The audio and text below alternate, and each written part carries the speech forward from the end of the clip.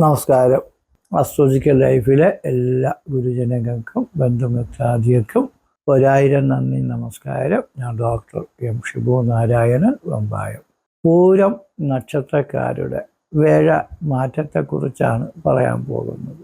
2026 6-ാം മാസം 2-ാം തീയതി വേഴൻ കർക്കിടകൻ രാശിയിലും പൂരം നക്ഷത്രക്കാർക്ക് 12-ലുമാണ് വരുന്നത്. 2027 6-ാം മാസം 26-ാം തീയതി വരെയാണ് വേഴൻ ഒരു കൊല്ലം ഈ കർക്കിടകൻ രാശി നിൽക്കുന്നത്. ഇതിൻ്റെ ഇടയ്ക്ക് ഒരു മാറ്റമുണ്ട്, ചിങ്ങൻ രാശി വരുന്നത്. അത് 2026 10-ാം മാസം മുതൽ 2027 ജനുവരി വരെ ഇച്ചിരി വേഴത്തിൻ്റെ ഒരു ഗുണം നമുക്ക് കിട്ടും. എങ്കിലും ഈ കൊല്ലത്തിൻ്റെ തുടക്കവും ഒടുക്കവും നമുക്കിച്ചിരി ബുദ്ധിമുട്ടും. എന്നാൽ ഈ ഇടയ്ക്കുള്ള ഒരു 10-ാം മാസം മുതൽ 1-ാം മാസം വരെയുള്ള സമയം ഇത്തിരി ആശ്വാസജനകമായിട്ടുള്ള ഘട്ടമാണ്. അപ്പോൾ വേഴം 12 സഞ്ചരിക്കുന്നത് 12 വർഷത്തിലൊരിക്കുക. അപ്പോൾ 12-ാം വേഴം എന്ന് പറയുന്നത് ദൈവാനുകൂല്യം പറഞ്ഞു വരുന്നത് ഒരു കോടീശ്വരൻ ദരിദ്രനും പിച്ചക്കാരനുമായിട്ട് വരുന്ന ഒരു സമയമൊക്കെയാണ് ഈ 12-ല് വേഴഗ്രഹം സഞ്ചരിക്കുന്ന സമയം. പാവം വ്യയഞ്ച പതനം നിലയമ്പാമ്പുകം സ്ഥാനപ്രംശഞ്ച വൈകല്യം ദോദശേന വിചിന്തി. പാവം എന്ന് പറയുമ്പോൾ നിങ്ങൾ ശുദ്ധന്മാരാണെങ്കിലും ദുഷ്ടന്മാരെന്ന് പറയുന്ന സമയമാണ്. അപ്പം എന്ത് ക്രൂരത കാണിക്കാനും ഒരു മടിയില്ല എന്നാണ് അതിൻ്റെ ഒരു അവസ്ഥ. അപ്പോഴാണ് നമ്മൾ പാവം ചെയ്യണത്. ഒരാളെ വഞ്ചിക്കുന്നതും ചതിക്കുന്നതും മാത്രമല്ല, അച്ഛനെയും അമ്മയൊക്കെ ഉപദ്രവിക്കുന്നത്, ഭാര്യയും ഭർത്താവിനെയും ഉപദ്രവിക്കുന്നത്, മക്കളെ ഉപദ്രവിക്കുന്നത്, ജനങ്ങൾക്കൊക്കെ ഉപദ്രവങ്ങൾ ചെയ്യുമ്പോൾ ഞാൻ ചെയ്തത് പാവമായിപ്പോയി, അച്ഛനെ അടി കൊടുക്കേണ്ടിയിരുന്നു, പാവമായിപ്പോയി, അമ്മച്ചിയെ കൊല്ലേണ്ടിയിരുന്നു, പാവമായിപ്പോയി എന്നൊക്കെ തോന്നുന്ന തരത്തിൽ നിങ്ങൾ അകത്യങ്ങളായിട്ടുള്ള ദുഷ്ടത്തരങ്ങൾ ചെയ്യണവരല്ലെങ്കിലും ഈ സമയത്ത് എങ്ങനെയും അബദ്ധം കൊണ്ട് പലതും പറ്റിപ്പോകുന്ന അവസ്ഥകളാണ്. വ്യയഞ്ച എന്ന് പറയുമ്പോൾ നമുക്ക് എത്ര ലക്ഷം രൂപയല്ല കോടി രൂപയുണ്ടെങ്കിലും ആ പൈസ ഇങ്ങനെ നഷ്ടപ്പെട്ടു പോകുന്ന സമയമാണെന്നാണ്. അത് കൂടുതലും ഇൻകം ടാക്സുകാരെ ED ഇവരെയൊക്കെ പേടിക്കണം. കാരണം തോനെ പൈസ ഉണ്ടെങ്കിൽ അവർ വരും. ഒരു പൈസയില്ല, കടം കൊണ്ട് നിൽക്കക്കള്ളിയില്ലെങ്കിൽ നമുക്ക് ബാങ്കുകാർ ജപ്തിക്ക് വരും. അങ്ങനെ കുറേ വസ്തുക്കൾ വിറ്റ് കടം തീർക്കാനോ അല്ലെങ്കിൽ ജപ്തി ചെയ്ത് പോയത് പോട്ടെന്ന് വിചാരിക്കാനോ ഒക്കെ പറ്റുന്ന അവസരമാണ് ഇപ്പോൾ. അപ്പോൾ അതുകൊണ്ട് നിങ്ങൾ നല്ല ചങ്കൂറ്റത്തോടുകൂടി നിൽക്കണം. കാരണം നിങ്ങൾക്ക് നല്ല ആത്മവിശ്വാസമുണ്ട്. ഏത് കടവും ഏത് ദോഷങ്ങളോ എന്നെക്കൊണ്ട് പരിഹരിക്കാൻ പറ്റുമെന്നുള്ള ഒരു ആത്മവിശ്വാസമുള്ള ആൾക്കാരാണ് ചിങ്ങക്കൂർ. ഒന്നിനും പതറുന്ന മനസ്സല്ല, പിടിച്ചു നിൽക്കാനുള്ള മനസ്സുള്ളവരാണ്. അതുകൊണ്ട് അവർക്ക് എന്തൊക്കെ പ്രശ്നങ്ങൾ വന്നാലും അവർ ധൈര്യപൂർവ്വം ഏത് കുഴപ്പത്തെ നേരിടാനുള്ള ചങ്കൂറ്റമുള്ളവരാണ്. നിങ്ങളെ മനസ്സ് മാത്രം പതറാതെ ഇരുന്നാൽ മതി, നമുക്ക് രക്ഷപ്പെടാം. അങ്ങനെ 12 പാവം വ്യയഞ്ച പതനം 2 പതനമുണ്ട്. വണ്ടിയിൽ നിന്ന് വീഴണത്, മരത്തിൻ്റെ മണ്ടയിൽ നിന്ന് വീഴണത്, കെട്ടിടത്തിൻ്റെ മണ്ടയിൽ നിന്ന്, സ്റ്റെപ്പിൽ നിന്ന് വീഴണത്, ഉയരപ്പുറത്തൊക്കെ നിന്ന് വീഴണം. ഉയരപ്പുറം എന്ന് പറയുന്നത് നിങ്ങൾ ഏതെങ്കിലും ഒരു ഉല്ലാസയാത്രയ്ക്കൊക്കെ പോകണമെങ്കിൽ അപകടം പതിയിരിക്കുന്ന പാറയുടെ മണ്ടയില അതേപോലെ കുന്നിൻ്റെ മണ്ടയിലൊന്നും കയറി വേലത്തരം കാണിക്കരുത്, ഇഞ്ഞ് മൂട്ടിപ്പോരും. വണ്ടി ഓട്ടിക്കണം, സൂക്ഷിക്കണം, സാഹസികതയൊക്കെ എത്തി കുറയ്ക്കണം.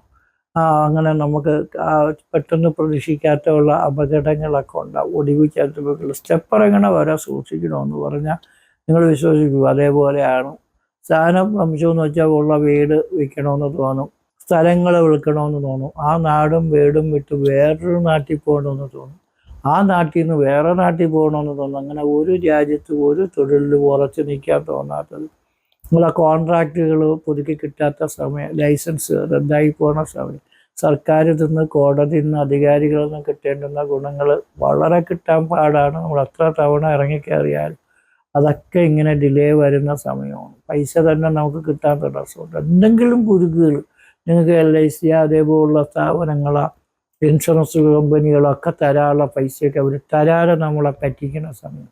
പേരിൽ പുള്ളിയില്ല, ആ അക്ഷരത്തിൽ വ്യത്യാസമുണ്ട്, ആ ആധാറിൽ കാണുന്നതല്ല, ഈ സർട്ടിഫിക്കറ്റിൽ കാണുന്നതല്ല, ഇത് അത് എന്നൊക്കെ പറഞ്ഞു നിങ്ങളെ എങ്ങനെയൊക്കെ വലയ്ക്കാൻ പറ്റുമോ അങ്ങനെയൊക്കെ കുരുക്കിൽപ്പെടുത്തി ഊപ്പാട് വരുത്തുന്ന ഒരു സമയം. ഉദ്യോഗസ്ഥന്മാർ വളരെ സൂക്ഷിക്കണം. കാരണം നിങ്ങൾ ചെയ്യുന്ന പ്രവൃത്തികളിൽ നിങ്ങളുടെ ജോലി നഷ്ടപ്പെടാൻ, അധികാരം നഷ്ടപ്പെടാൻ, അഭിമാനം നഷ്ടപ്പെടാൻ, പീഡനക്കേസിൽ പ്രതിയാവാൻ, ജയിലിൽ കിടക്കാനൊക്കെ ഉദ്യോഗസ്ഥന്മാരാണെങ്കിലും സാധാരണക്കാരാണെങ്കിലും പെടുന്ന ഒരു സമയമാണ്. നമ്മളറിയാത്ത കാര്യങ്ങൾക്ക് നമ്മളെ പേരിൽ കേസും വഴക്കൊക്കെ ഉണ്ടാകും. കാരണം ഒരു ജോലി ഇല്ലാത്തവർ ഇനിയിപ്പോൾ നമ്മളെ കൊടുക്കാൻ വേണ്ടിയുള്ള പണികളായിട്ടാണ് കൂടുതൽ നടക്കാൻ പോകുന്നത് തന്നെ. കാരണം ഒരു ജോലി ഇല്ലാത്തവർക്ക് എന്തെങ്കിലും ഒരു ജോലി വേണ്ട. അത് നമുക്ക് ആശുപത്രിക്കെതിരെയും ഉദ്യോഗസ്ഥന്മാർക്കെതിരെയും ആ വ്യക്തികൾക്കെതിരെയൊക്കെ കേസും വഴക്കൊക്കെ കൊടുക്കാനാണ് ഇനി പുതിയ സംരംഭങ്ങളായിട്ട് പുതിയ ജോലി കണ്ടെത്തലുകളായിട്ട് കാണാൻ പറ്റും. മര്യാദയ്ക്ക് ഏതെങ്കിലും ജോലി ചെയ്ത് ജീവിക്കണവരെ ഉദ്യോഗസ്ഥന്മാർ സമ്മതിക്കില്ല. അപ്പോൾ ഉദ്യോഗസ്ഥന്മാർക്കെതിരെയും അധികാരിക്കെതിരെയും ജനം തിരിഞ്ഞു തുടങ്ങുന്ന ഒരു ഘട്ടമായിട്ടാണ് ഇപ്പം കാണാൻ പോകുന്നത്. അപ്പോൾ അതുകൊണ്ട് നമ്മൾ ഈ പറയുന്ന അവസ്ഥ വളരെയധികം സൂക്ഷിക്കേണ്ടതായിട്ടുമുണ്ട്. ശനിയും എട്ടി നിൽക്കുന്ന സമയമാണ്. അപ്പോൾ അതുകൊണ്ട് നമുക്ക് ശനി എട്ടി നിൽക്കുമ്പോഴും 8ൻ്റെ പണി കിട്ടുന്ന സമയം. ഇത് കേൾക്കുമ്പോൾ നിങ്ങൾക്ക് വിഷമം തോന്നും. നിങ്ങളെ സന്തോഷിപ്പിക്കുകയല്ല ഈ സമയത്ത് വേണ്ടത്, സമാധാനിപ്പിക്കുകയും ഉപദേശിക്കുകയാണ് ചെയ്യേണ്ടത്. ഇത് കേൾക്കുമ്പോൾ നിങ്ങൾ വിഷമിക്കാനോ മരിക്കാനോ വേണ്ടി പറഞ്ഞതല്ല. നിങ്ങളെ രക്ഷിക്കാൻ വേണ്ടി നിങ്ങൾക്ക് എന്തൊക്കെ നടപടികൾ ചെയ്യാൻ പറ്റുമോ അത് ചെയ്ത് നിങ്ങളുടെ ജോലി, നിങ്ങളുടെ അധികാരവും, നിങ്ങളുടെ പ്രവർത്തനം, നിങ്ങളുടെ പൈസയൊക്കെ സംരക്ഷിക്കപ്പെടാൻ വേണ്ടിയുള്ള ഒരു ഉപദേശമായിട്ട് മാത്രമേ ഈ പറയുന്ന വാക്കുകൾ നിങ്ങളെടുക്കാവൂ.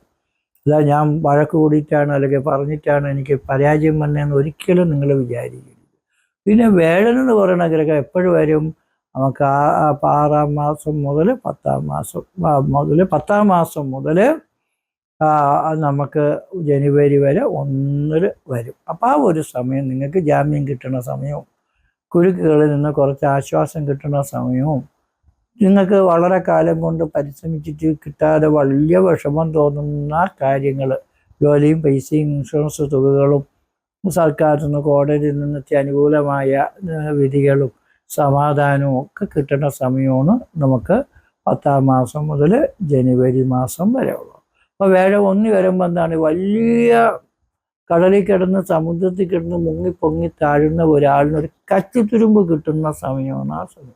ഒന്ന് പിടിച്ച് നിൽക്കാൻ പറ്റും. അപ്പോൾ ആ സമയം നമുക്ക് വേഴം 1 വരുന്ന സമയം സുഖസ്ഥിതി, ജയ, ആരോഗ്യ, അർത്ഥ, സമ്പത്ത്, സുഖസ്ഥിതി എന്ന് വെച്ചാൽ അവിടെ മനസ്സിന് ശരീരത്തിനൊക്കെ സുഖം കിട്ടും, ജയം കിട്ടും, ആരോഗ്യം കിട്ടും, അർത്ഥസമ്പത്ത്, പൈസ കിട്ടും, കീർത്തിയും വിശേഷലബ്ധി എന്ന് വെച്ചാൽ കാശ് കൊണ്ടും സ്വാധീനം കൊണ്ടും ഒരു കാലത്ത് ഒരിക്കലും നേടാൻ പറ്റാത്തതും ദൈവികം കൊണ്ടും ഭാഗ്യം കൊണ്ടും വന്നു ചേരുന്ന വസ്തുക്കൾ, ധനങ്ങൾ, പണങ്ങളൊക്കെ കിട്ടും. കലവിച്ചു പോയ സന്താനങ്ങളൊക്കെ നമ്മളോട് അനുകൂലിച്ചു വരും.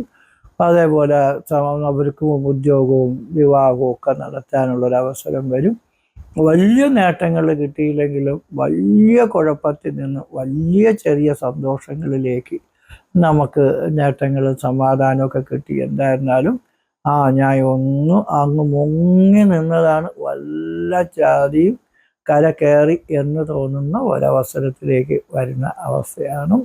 അപ്പോൾ 2027 നമുക്ക് 6-ാം മാസം 26 കഴിയുമ്പോൾ നമുക്ക് വേഴം 12-ൽ നിന്ന് മാറി സ്വസ്ഥമായിട്ട് 1 വരും.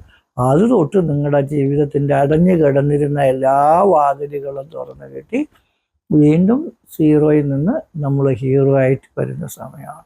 അപ്പോൾ നമ്മൾ ഹീറോയിൽ നിന്ന് 0 ആയിട്ട് പോകുന്ന സമയമാണ്. അത്രയും മനസ്സിലാകും. അപ്പോൾ അതിന് മരുന്നും വേണം, മന്ത്രവും വേണം. വേഴം 12 നിൽക്കുമ്പോൾ വിത്തക്ഷേതനം, നഷ്ടം, പ്രവാസി, നാടും വീടും വിട്ടുപോക്ക്, രോഗങ്ങൾ, മരണഭയമൊക്കെ ഉണ്ട്. അങ്ങനെ ഗ്രഹങ്ങൾ പിഴച്ചു നിൽക്കുന്ന സമയം ദുസ്തകേട വശത രുജാഗമം, പെട്ടെന്നുണ്ടാകുന്ന അറ്റാക്ക്, അസുഖങ്ങൾ ഇതൊക്കെ ഉണ്ടാകണം, സർജറിയൊക്കെ വേണമെന്ന് പറയുന്ന സമയമൊക്കെയാണ് രുജാഗമം. രോഗങ്ങൾ വന്ന് വിടുകയാണ് ചെയ്യണം. സ്വസ്ഥകേട വശതക ശമം, ഗ്രഹങ്ങൾ സ്വസ്ഥന്മാരായിട്ടുള്ള ശമനം വരും. അതിന് മന്ത്ര, നൃത്ത, ബലി, പൂജ, ഔഷധ, ദേവത, ഭജനധാതു, പോഷമന്ത്രം ജപിക്കണം. ആ ഉത്സവങ്ങൾ, അമ്പലങ്ങളിൽ കൊടിതി മുതലായ കാര്യങ്ങൾ നടത്തണം. നിങ്ങൾ അമ്പലത്തിൻ്റെ പാരമ്പര്യമായിട്ടുള്ള അനുഷ്ഠാനങ്ങളൊക്കെ നടത്തുന്നവരാണെങ്കിൽ നിങ്ങളെ കുടുംബക്ഷേത്രത്തിൽ പോയി അവിടെ ഉത്സവത്തിനും കൊടിതിക്കും കാര്യത്തിനൊക്കെ സാന്നിധ്യപ്പെട്ട് പ്രധാനിയായിട്ട് നിന്ന് കാര്യങ്ങൾ നടത്തണം. ബലി, ഉത്സവ ബലി, ആറാട്ട് ബലി, സർപ്പബലി മുതലായ കാര്യങ്ങളൊക്കെ ചെയ്യണം. നരബലി മാത്രം ജ്യോതിഷത്തിലും മന്ത്രത്തിലും തന്ത്രത്തിലും ഉള്ളതല്ല. ഇതുവരെയ്ക്കും ഒരു ജ്യോത്സ്യനും വൈദ്യനും മന്ത്രവാദികളൊന്നും ആരെയും കൊന്നിട്ടില്ല. പിന്നെ ഔഷധ, ദേവത, ഭജനധാതു, പോഷണ, ഔഷധം കഴിക്കണം, ദേവനെ ഭജിക്കണം, ദേവകാര്യങ്ങൾ നോക്കണം.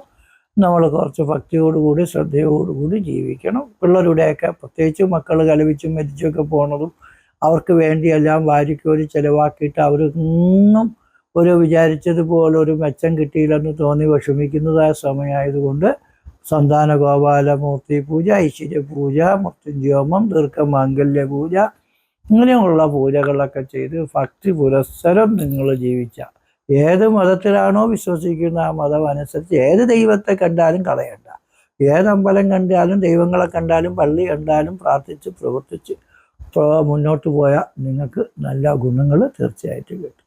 ജാതകം കൂടെ ഒന്ന് പരിശോധിക്കേണ്ടതായിട്ടുണ്ട്. ജാതകത്തിൽ നോക്കാം നല്ല ദശാകാലങ്ങളും ജനം തൊട്ട് ജീവിതകാലം മൊത്തവും മഹാഭാഗ്യം കിട്ടുന്ന ആൾക്കാരുണ്ട്. അവർക്കൊക്കെ ഈ ശനിയും രാവും കേതുമൊക്കെ ബാധിക്കൂലെന്ന് വെച്ചാൽ വലിയ സുനാമി വന്നാൽ പോലും അവർക്ക് കുഴപ്പങ്ങൾ ബാധിക്കാതെ രക്ഷപ്പെടും. അത്രയ്ക്കും ജാതകത്തിലെ ഗ്രഹസ്ഥിതികൾ അനുകൂലമായിരിക്കും.